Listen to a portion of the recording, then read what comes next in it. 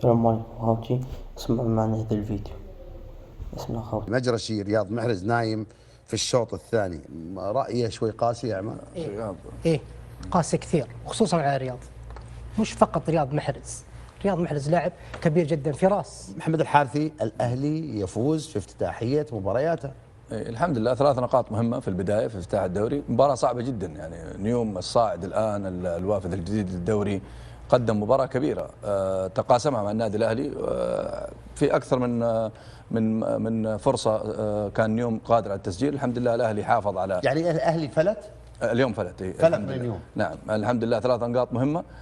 في لاعبين مندي على أكبر نسبة إحصائية في المباراة، كان رجل المباراة مندي 8 حصل على 8.0، فهو كان رجل المباراة، تصدى العديد من الفرص لنيوم. نيوم اليوم مع مدربه جالتيه، مدرب كبير مش سهل، مدرب حقق دوري فرنسي مع باريس سان جيرمان. معسكره الاعدادي كان ممتاز جدا، يعني لو ترجع لنتائج مباراة نيوم في المعسكر الاعدادي، عمل معسكر ممتاز، تعادل مع روما، تعادل مع فالنسيا الاسباني، ومعسكره كان في اسبانيا، فقدم فريق كويس. شكل اليوم متوسط اعمار اللاعبين ايضا اللي موجودين، في صحيح كبار في السن، لكن ايضا في لاعبين صغار، في لاعبين 19 سنه 20 سنه، فبدايه مبشره اليوم. الاهلي كما قلت لك يا ابو بدر ما زال محافظ على هويه البطل بعد توفيق الله سبحانه وتعالى، في مجموعه لاعبين ما زالوا هم الاساس في الاهلي، هم اللي بيقدموا مباريات، مندي، رياض محرز، الاثنين مدافعين بينيز وديميرال، واليوم صالح ابو الشامات قدم مباراه كبيره كظهور اول من بدايه المباراه. فاتمنى انه يستمر النادي الاهلي على هذا العطاء، ويبدا يعني المباراه القادمه يصحح بعض في المنظومه الدفاعيه، مثلا المحور الدفاعي، فان شاء الله الاهلي قادر انه يكمل مشواره في الدوري على هذا الرتم باذن الله. طيب عماد، لمين يعني هو يرى محمد الحارثي ان نيوم الاهلي اليوم فلت من اليوم؟ ما في كلام بالتاكيد، رغم ان هذا هو الظهور لنيوم، يعني الظاهر لسه جاي، الثقل جاي قدام. صح, صح. وامام الاهلي بطل اسيا وبطل السوبر، وامام جمهوره 40,000. اذا هذا اختبار صعب لنيوم، يعطينا مؤشر انه احنا امام فريق راح يكون مشرف بشكل كبير جدا. لما تقاسم مع الاهلي الخطوره والاستحواذ والارقام والشكل، اللي يشوف الشكل بعيد عن الارقام، شوف الشكل داخل ارض الملعب، فريق عنده الشخصيه، يروح لملعب الاهلي ويقاتل ويبغى يسجل التعادل، وانا متاكد لو سجل التعادل راح يطمح للهدف الثاني، لانه فعلا كان افضل، عنده مدرب ذكي. اتوقع ان نيوم راح يكون ظهوره الاول بهذا الشكل، فريق ثقيل. فريق ثقيل جدا صديقتي يا ابو بدر، وانا قلت لك يا ابو بدر ان مباراه الاهلي مع نيوم ستكون من المباريات الصعبه، فريق غامض وعنده انتدابات.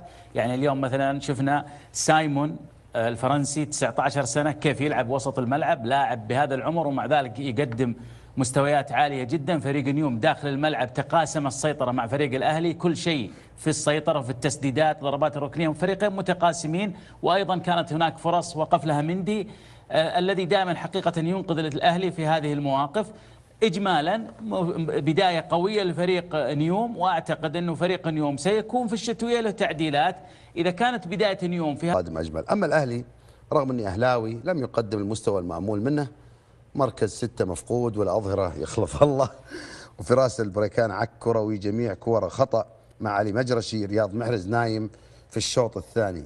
رأيه شوي قاسي يا عماد. إيه قاسي كثير، خصوصا على رياض. مش فقط رياض محرز، رياض محرز لاعب كبير جدا. فراس لا تطالع انت، هم مشكلتهم فين يلعب فراس؟ طيب يفان توني موجود في الملعب، انزو تحت المهاجم، فين فراس لما يستحوذ نيوم يسوي الضغط العالي، فراس لما في التحولات نيوم تلقى فراس اول واحد يدافع، فيه له دور رئيسي داخل ارض الملعب. ماهر يقول لماذا برأيك ماتياس يايسلا لم يخرج فراس البريكان في الشوط الثاني ويلعب 3 وسط؟ لأنه هو اللي يحميه داخل أرض الملعب، يلعب بدون ساتر، بدون محور 6. إنزو حريف، كيسة حريف، فين لاعب الافتكاك؟ فين اللاعب اللي يجري؟ فين لاعب الصراعات البدنية؟ فين اللاعب اللي يعطل ويسوي كرة؟ أمادو كوني مراقب له فراس البريكان في كل فكرة لنادي نيوم. أعتقد هذا هو السبب الرئيسي في عدم إخراج فراس البريكان من الملعب.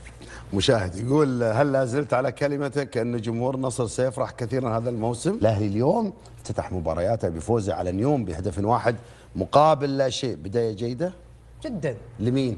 للأهلي طبعا، لأنه هو شايف نيوم كل 15 دقائق، شايف لا منافس ممكن يسويها، منافس صعب ما توقعته كذا، فلما تخرج بالثلاث نقاط اعتقد امر جدا ايجابي للنادي الاهلي. سبب تفوق الاهلي كسر خطوط نيوم، خطوطهم كلهم بتمريرات حاسمه، تألق مندي منع نيوم من استحقاق التعادل، في راس البريكان وادوار الضغط اثناء استحواذ وتحولات نيوم، ذكاء كريستوف مدرب نيوم في معرفه مشكله الاهلي في عمق الملعب. تفوق الاهلي، هذه قوه الاهلي. مندي تطور كثير في عمليه البناء، صار يسوي مشاكل للناس اللي تبغى تسوي ضغط عالي. ايبانيز تطور كثير في موضوعين، يهاجم مساحه ويطور. سمعنا الفيديو خاوتنا وش رايكم في الفيديو؟ الإعلام السعودي هل كان صحيح؟ أنا ما عجبنيش الإعلام السعودي. أن أداء رياض محرز أنا قدم أداء جيد، كان جيد مع الانتهاكات والمباريات الذي قدمها ضد النصر، كان لاعب جيد جدا. ضد نيوم كان لا بأس به. هذا رأي شخصي، كل واحد رأي شخصي متاعو، واعطيني الرأي الشخصي تاعك، اكتبنا في الكومنتير هل الرأي الشخصي تاعك جيد. سلام عليكم.